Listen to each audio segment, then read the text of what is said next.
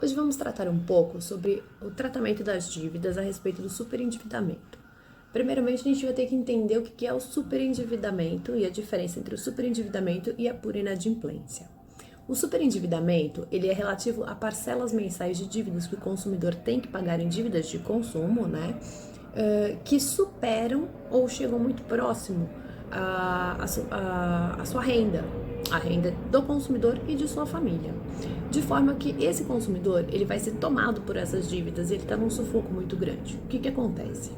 Antigamente, tinha a exclusão desse consumidor do mercado de consumo. Nós sabemos que nós vivemos em uma sociedade que é baseada no consumo, até porque nós somos uma sociedade capitalista, e não existe essa exclusão do consumidor no mercado de consumo.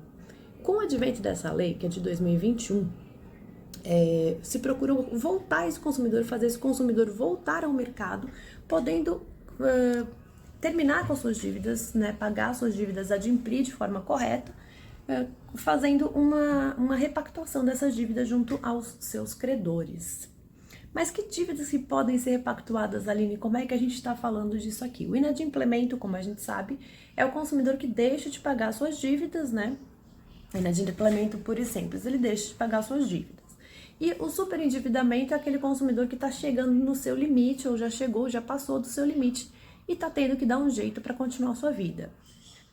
Quando a gente fala em superendividamento, a gente fala em algumas dívidas que elas podem ser repactuadas. Vamos ver quais são elas? Falamos então em dívidas de consumo. Primeiro a gente está lidando aqui com contas de internet, luz, água, telefone, boletos e carnês de empréstimos de consumo, os crediários, as dívidas de cartão de crédito, os próprios empréstimos, os parcelamentos, seguros, etc. O que não entra aqui na lei de superendividamento? Entra tudo que não é do Código de Defesa do Consumidor e não tem relação de consumo. Então, a saber, vamos lá, tributos, créditos habitacionais, que a gente está falando do sistema financeiro habitacional, que não entraria aqui no Código de Defesa do Consumidor, contratos de origem não consumirista, como a gente já está mencionando aqui, a pensão, pensão alimentícia, enfim, essa parte não entra, e a compra de produtos de luxo, porque na verdade a lei de superendividamento ela não vai vir para socorrer um credor, um devedor que na verdade ele não quis pagar, que ele entrou naquela dívida simplesmente falando assim, eu não vou pagar essa dívida. Então, o consumidor ele tem que estar de boa fé para poder ser abarcado pela lei de superendividamento. E aqui a gente está prevendo aqui uma forma de até melhorar a dignidade da pessoa humana, desse devedor, e colocar aqui para ele um mínimo existencial. O que é esse mínimo existencial? Vamos lá, não tem uma legislação que nos coloque exatamente qual que é o mínimo existencial. Nós temos alguns decretos, que colocam qual seria o mínimo existencial, mas seria um mínimo muito, muito pequeno. Então, o judiciário ele tem a tendência de assumir que o mínimo existencial é o mesmo para empréstimos, aqueles empréstimos consignados, que a gente está falando de 30% a 35% da renda do consumidor.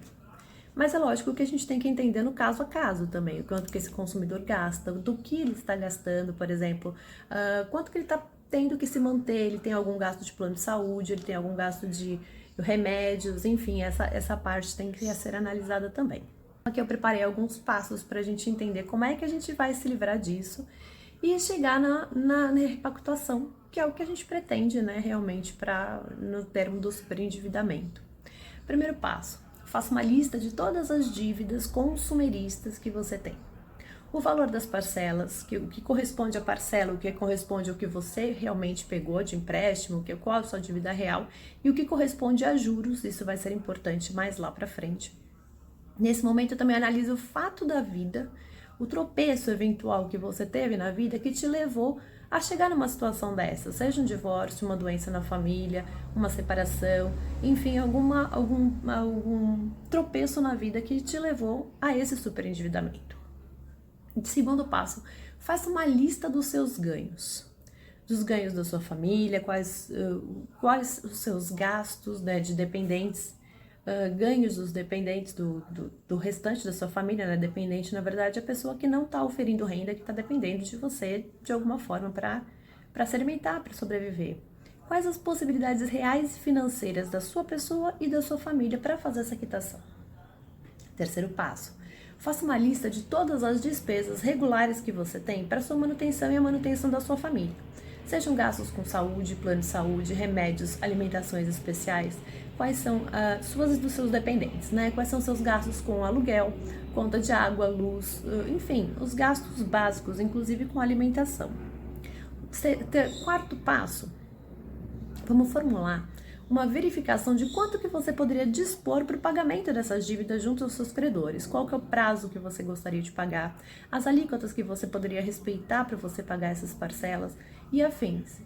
Se você precisar de ajuda, contrate um advogado. Aliás, na verdade, eu sugiro fortemente que todo esse processo seja acompanhado por um profissional que entenda não somente da legislação, mas também dessa parte do planejamento econômico, né? Para não haver outro tropeço ali na frente depois dessa homologação. Agora é hora de colocar a mão na massa. Então vamos lá, o quinto passo, junte toda a documentação que você tem que comprova essas situações já mencionadas aqui que a gente falou agora há pouco e começa um planejamento para fazer essa negociação. De preferência com um profissional habilitado que vai te dar um suporte jurídico, um suporte econômico também.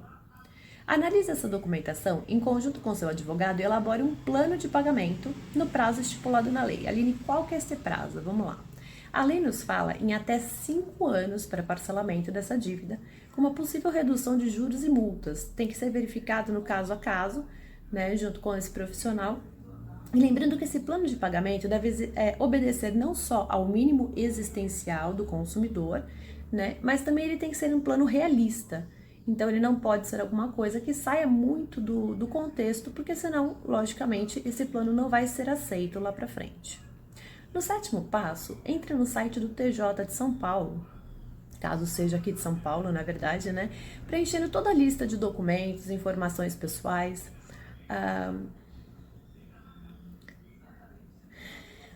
informações da dívida. Eu estava recebendo aqui uma ligação, por isso que eu me distraí um pouco, da situação socioeconômica desse consumidor, do que a sua situação socioeconômica, e tenha sempre o auxílio de um profissional para que faça esse preenchimento de uma forma correta, né? E aguarde a audiência de conciliação. Vai ser marcada então uma audiência de conciliação juntamente com todos os seus credores para chegar nessa audiência, que pode ser tanto de forma online quanto presencial, pode ser feita essa opção, para que então sejam discutidos os seus débitos e o que pode acontecer.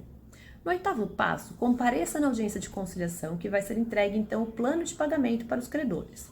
Ouça as contrapropostas com muito cuidado.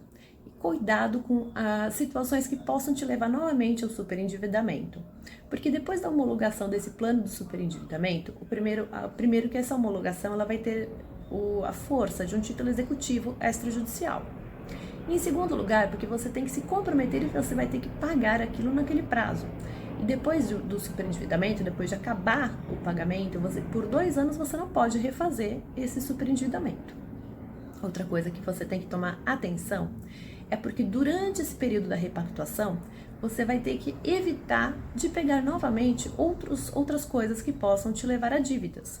É lógico, aqui a gente está fazendo um planejamento para fazer o consumidor voltar ao mercado de consumo, voltar a ter sua saúde financeira.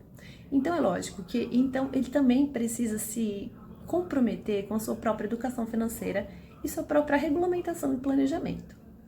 E aqui também eu separei alguns artigos interessantes do Código de Defesa do Consumidor, que eles falam exatamente sobre esse plano, né? Então a gente tem o 104A do CDC, que no parágrafo 3º fala exatamente o que eu estava falando anteriormente, que diz que no caso de conciliação com qualquer credor, a sentença judicial que homologar o plano, né, que a gente estava falando, né, esse acordo, descreverá o plano de pagamento da dívida e terá eficácia de título executivo de força e força de coisa julgada. Ou seja, não pode entrar com recurso, não pode nada, a gente está falando de acordo, né?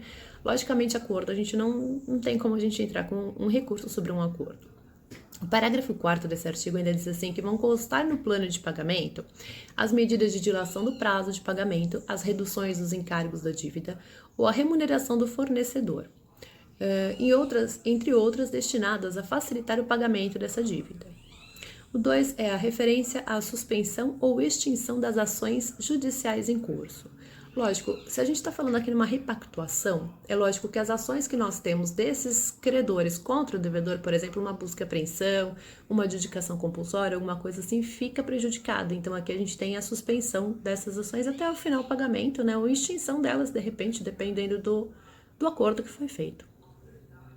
A data a partir da qual será providenciada a exclusão do consumidor dos bancos de dados de inadimplentes, né? SPC Serasa.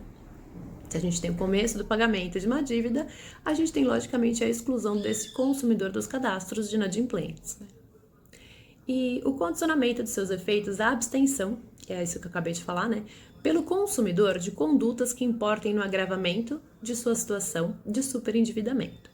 Então, realmente, como a gente está querendo voltar esse consumidor, trazer esse consumidor de volta para o mercado, trazer essa saúde financeira desse consumidor, a gente precisa também que o consumidor ele faça um apelo, né? Ele faça a sua parte para que ele também não se superendivide novamente.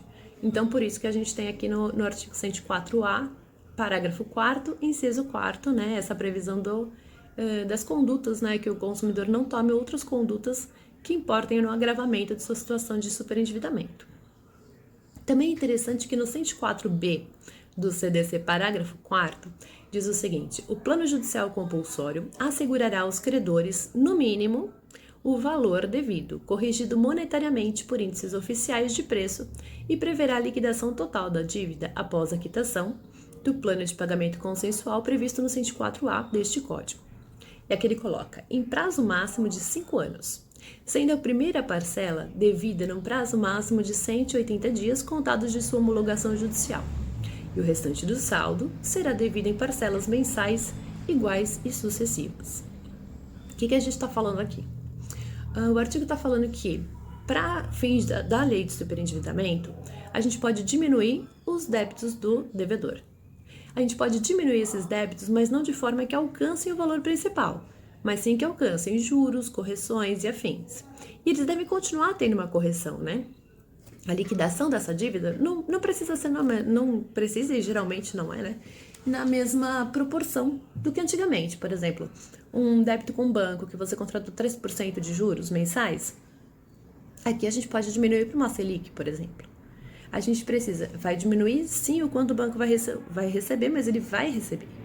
Então, é por isso que a gente está colocando o seguinte, o prazo máximo de 5 anos da parcela, e a gente pode obedecer o prazo máximo, né, para começar a pagar em 180 dias. O que a gente está fazendo com isso? Dando um fôlego para esse consumidor. Esse consumidor continua recebendo a sua renda, né, e ele consegue esse fôlego para começar a pagar. O problema é assim, quanto mais tempo você demora para começar a pagar, mais também vai incidindo a Selic, né, até as primeiras parcelas e afins. Então, por isso que é importante se fazer um planejamento para pagamento dessas parcelas, em conjunto com um profissional que seja habilitado para tanto. Obrigada por tudo.